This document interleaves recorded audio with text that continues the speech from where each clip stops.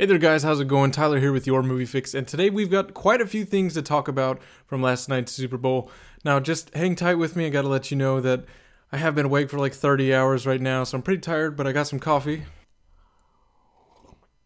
So I think I can get through this. So last night a ton of TV spots dropped for a lot of movies coming out this year, so I got a couple of them down here and we're going to talk about them. Now one of them that actually surprised me was the new Bourne movie, Jason Bourne. Now don't crucify me, I have not seen the series. I've always had a big interest in it, but I haven't got around to buying them on Blu-ray. It's probably going to be my next series of movies that I'm going to purchase is the Jason Bourne series, but that actually looks pretty damn awesome. I do love Matt Damon. I know that that is basically his role. That's like a second to James Bond kind of thing, but I was just actually very impressed with what I saw there, and it had me pretty damn interested. And I know that a lot of people maybe had some issues with the Jeremy Renner Bourne, but I do still want to check that one out. And I also noticed that this one seems to be taking place in Vegas, and there were little bits of maybe he's in a fight club, and I really like that ending scene there with Matt Damon knocking the fuck out of that one guy. He's looking pretty damn awesome. I know we saw those set pictures a while ago of Matt Damon, how he was bulked up and shooting that scene. So that's just really reassuring, and this got me really excited to see Jason Bourne. But don't worry, I will check them all out before I get around to watching that movie in theaters. Next up, very briefly, Teenage Mutant Ninja Turtles 2. Now, this didn't get me quite as excited as the first trailer. I really liked that first full-length trailer.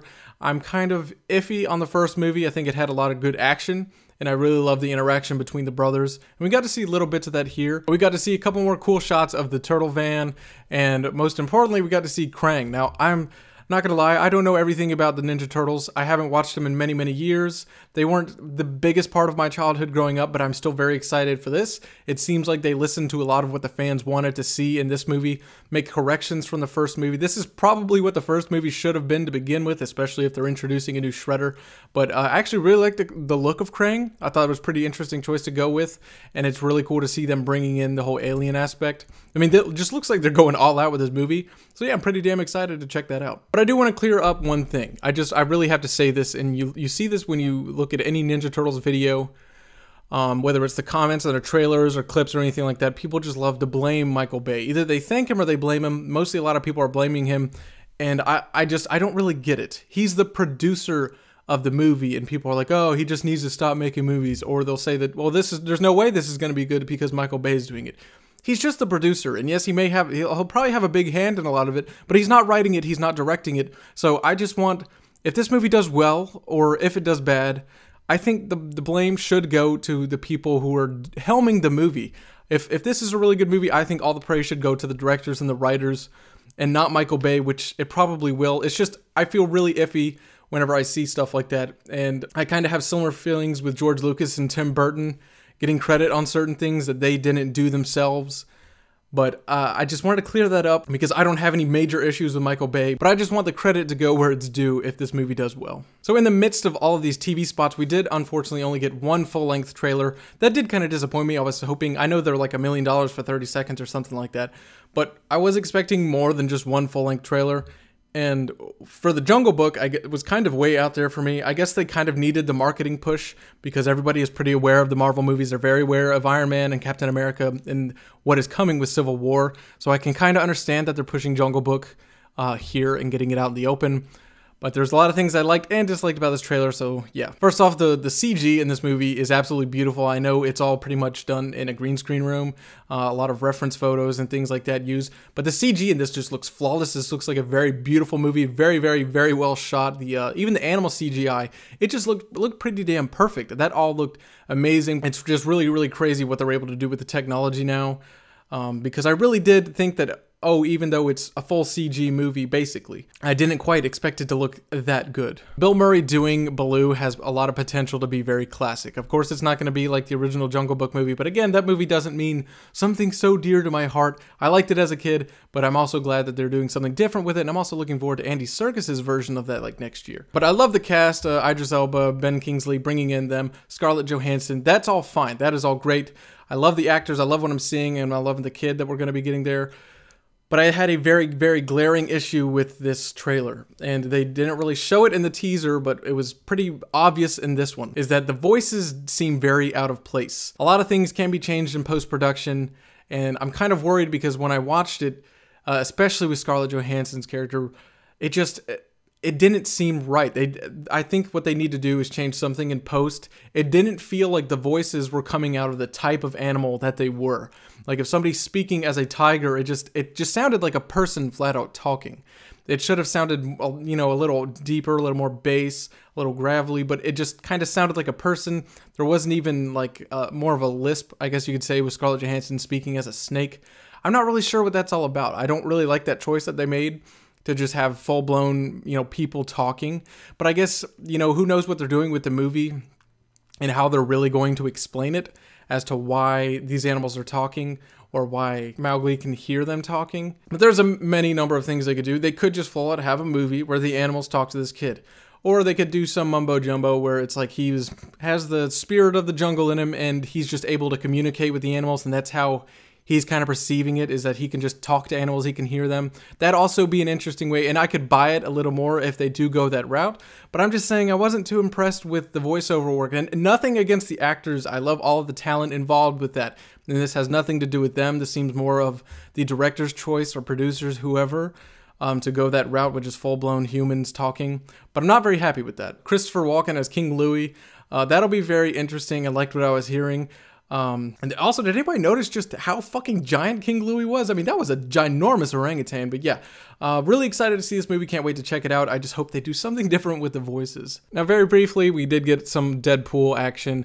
Now, this movie is coming out this weekend. I'm going to see it. I got some Thursday tickets. I'll be doing a review of that. And I cannot wait to see it. The more marketing comes out, the more excited I'm getting for this movie. I originally wasn't very on board with it, but I feel that this TV spot worked very well. I like the whole joke with I always wanted to be an athlete, you know, kicking the guy's head and stuff. That all worked perfectly. And I also like the line where he, you know, the car spinning. We've seen that a couple times where he normally says, "Did I leave the oven on?" I don't really like that joke. I think "I'll see you on Friday, America." I know it's very specific to this TV spot, but I think it worked better. It worked for me seeing that, because the whole "did I leave the oven on?"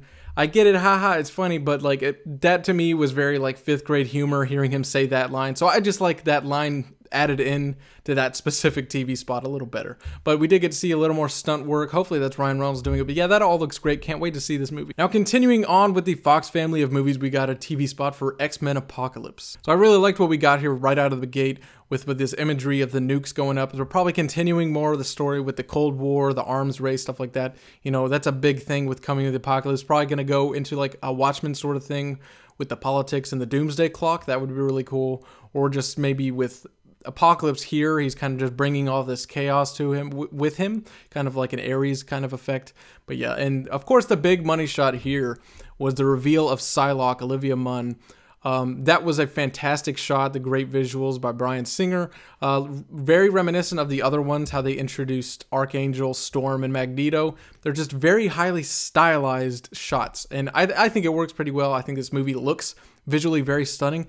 And we also got to see a couple more looks of Oscar Isaac as Apocalypse. Now, I found it very interesting that now you can actually kind of see Oscar's face a little more prominently, because we got some more close-up shots, which I really enjoy. And I know all of the Ivan Ooze nonsense, but again, that was just a bad set photo with bad lighting that made him look a little more purple. They did not change him. He was the same way he has looked now. He was blue. He looked exactly as we see him now as Apocalypse. From the beginning, that original one was just a bad set photo, but I like that we got to see a closer look at him with the wide eyes. That was great, and him choking out Mystique. Fantastic. And also, there was a song playing in the background, which kind of ties in with the Super Bowl a little bit. That was actually a cover of one of Coldplay's songs called Don't Panic, which actually fits very well with the trailer and just the lyrics of that song and what the song stands for. It's a very depressing, very sad song, but it does fit very well. I thought it was kind of cool that they added in a Coldplay cover with Coldplay playing. I am actually a big Coldplay fan, although I didn't watch the Super Bowl. Don't really care for football, but I do care about movies, so I watched all of these TV spots. Also, very, very briefly, we did get to see Archangel kind of fighting Nightcrawler, and they changed a little bit of the animation with how Nightcrawler goes. Now, I love Nightcrawler in X-Men 2. He's obviously a lot of people's favorite, and that kind of sucks that they weren't able to do something else with the actor.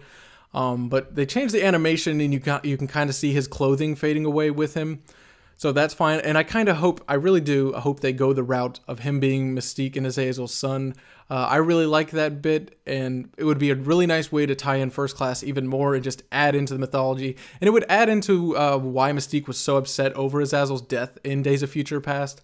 So I just hope that they do something like that with it. Now on to the two big ones. I'm going to start off here with Captain America Civil War. Now the first thing I noticed right out of this is the song kind of playing in the background, which I'm not really sure what that is, if that's original or if that's brought in from something else, but it could be like a Wakanda chat. That would be a really cool thing to add in. From what I understand in this movie, we will be going to Wakanda, so that would be great. I don't know much about Black Panther. I don't know too much about some of the B-list. I hope that doesn't offend anybody, but like the lesser known in pop culture characters, I don't know too much about them. But I'll tell you what, the highlight for me in the first full-length trailer of this movie was Black Panther. So I'm dying to see more of him, and I'm dying to see his movie, so that'll be really good. I like those little shots of him that we got. Of course, the money shot here was the Bucky and Tony confrontation, where he goes to shoot him in the face, I guess, and Tony pulls out and he kind of turns his watch into this glove, which I think was more of a hint to the bleeding edge armor. That would be really interesting if they have the entire armor come out of the watch. But that was really cool the way he grabbed it. This worked for me on many levels more than the full-length trailer. Now, it seems to be that they're hinting at the death of War Machine. They put it in the other trailer with Tony looking down, and he's kind of holding War Machine there in the field, which this could just be a ginormous misdirect. We know that a lot of the Marvel characters don't really ever die. But it would be interesting, and I think it would add a lot of weight to the conflict, and I think it's a much-needed thing in the Marvel movies if they were to kill off Don Cheadle's War Machine. But like I said, this could just be a misdirection, because I don't know if they would really just put that blatantly out in the marketing, making it so obvious. But I think they've already showed hints to it with that shot and this one here in the TV spot, and also in the first trailer where we see Bucky going after the arc reactor, or at least the centerpiece, because he doesn't have the arc reactor anymore. So I imagine he's probably just going to rip out the heart, I'd imagine, and maybe that's what he's done to War Machine. But yeah, this was shot very well. You could definitely tell that this has the hand of the Russo brothers in it. I absolutely love The Winter Soldier. That's probably my favorite Marvel movie, and I'm glad that we're getting this. I gotta say, I prefer the Russo brothers' take on the Avengers, just from what I'm seeing, more than Joss Whedon's, especially after Age of Ultron, which I did really, really enjoy.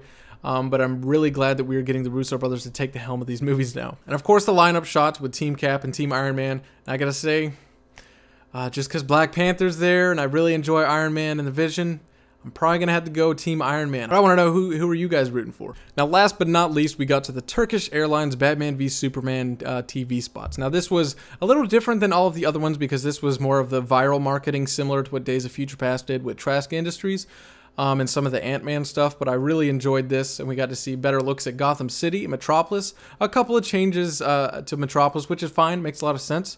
A couple of square blocks, and again, it wasn't just a couple square miles were destroyed in Metropolis, so they're rebuilding.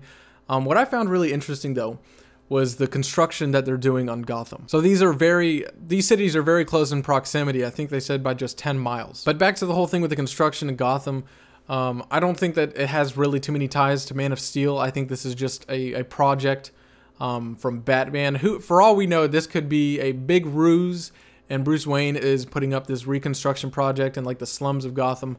And this could be where he's rigging like he could be rigging an entire city blocks with ways to fight Superman, which I wouldn't put it past the movie if it does go that route. But he could just be playing off of like what Lex Luthor is doing of rebuilding Metropolis, and maybe Wayne is just trying to have some competition, both bringing in more people to the cities. Who knows really what they're going to be doing with that. But we did get a couple of looks at some more things, like the new Bowery, the Opera House, and Ace Chemicals. The Ace Chemicals one was a big reveal. In case you didn't know, that is like the birthplace of the Joker, which it was basically already confirmed that we were going to be getting Ace Chemicals with what we saw in this last Suicide Squad trailer. So it's just a little more reassuring. But the skyline shot that we got from inside the Wayne Tower building, that was really good. And I don't think all of these shots are going to be used in the movie, which would be a little disappointing. But some of them looked a little too stylized and almost shot for like a commercial. I don't think all of these were shots that are going to be used in the movie. I think some of them were specifically made for the commercial. For all we know, none of it will actually make it into the movie. None of those specific shots and sequences I don't think will be there, but that's fine. I like the marketing. It worked for me. One thing that I thought was a little strange was the whole maybe you get a look at the local celebrity. And it could just be a little thing, and maybe that's just a bigger deal to us, the audience, and they don't really make that a thing in the movie where people go to Gotham or Batman is like so known or like a celebrity, because he's kind of infamous, or at least around the world, but it's more of the Gothamites that have a bigger reason to cheer him on for a lot of obvious reasons. So I don't really know what they're going to be doing with that, but there was a cool shot seeing the bat signal in the sky. But I don't really know how I feel about the whole come here and maybe you'll get to see a celebrity. I didn't really like that, but that's fine. And also the little bits with Ben Affleck as Bruce Wayne, those were all great. I really like that, and I love the voice that he's using as Bruce Wayne. And also an important thing to remember here, that this is not only Bruce Wayne, but this is Bruce Wayne acting in a commercial. It's Ben Affleck acting as Bruce Wayne acting in a commercial. So don't put this as some sort of definitive performance as to what he'll be like. Again, we already saw those TV spots with him and Alfred, which were fantastic.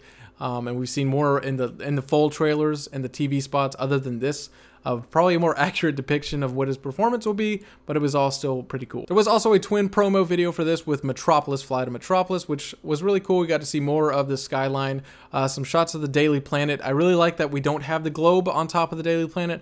I know it's classic, it's a big thing, but it's enough to differentiate it from the other Superman movies, and it works for me. And it's cool that they are rebuilding Metropolis, which is fine. It's an organic part of the story, and it looks better, and it's a nice extension of Man of Steel. And what worked for me out of both of these, and probably my favorite stuff out of all of these that we got to see, was Lex Luthor. Jesse Eisenberg's performance, I really liked that, and we've had little bits of some dialogue in the trailers, but I liked what we got here very, very much. He had a little more bass to his voice. He was a little more pronounced, and I like that he's playing the savior of the city. That is very, very in line with the comics. He is playing a young Lex Luthor so perfectly, and I can see him being bald, and just he is selling it to me so well.